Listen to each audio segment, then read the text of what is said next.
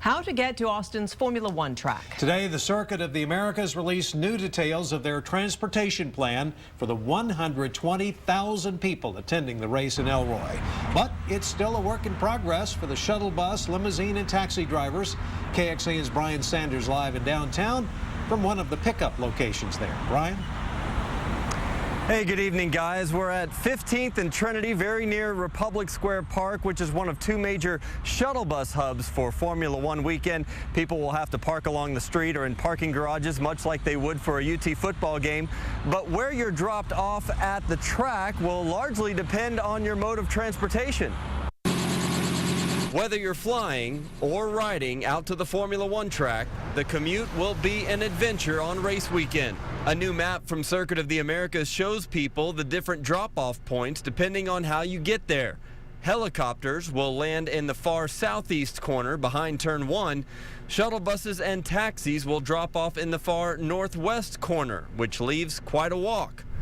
Charter vehicles like limousines cannot make multiple trips and will have to park in a designated area. Companies like R&R Limo and Bus are still training its drivers on the best routes and procedures. We're going to do some ride-arounds. We've been working with COTA directly to inform all the limousine and bus owners of the rules and regs that are going to take place that weekend. But our next meeting, we're going to invite all the drivers as well, and we're considering having it out the track if it's if it's ready. Circuit of the Americas estimates more than half the ticket holders will take a shuttle bus from one of two locations. The first is downtown at 15th and Trinity.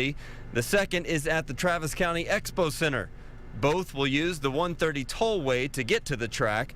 The larger concern are those unfamiliar with the plan or driving themselves. COTA has put together the best plan possible based on the roads and the conditions out there.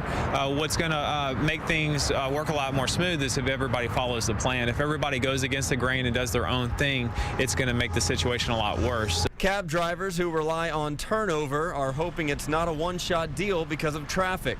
I'd love to work it. I'd love to get there, and I hope they do something to make it more efficient for me to get in and out of there. Doing ACL and South by Southwest, the traffic is pretty bad, but it's manageable, I mean, I still maintain to make my money and everything and move around Austin pretty good throughout the traffic. It might feel like trial and error, but Austin has a history of making big events successful. Don't forget, there are also two festivals downtown that weekend, which could make traffic congestion around central Austin a factor as well.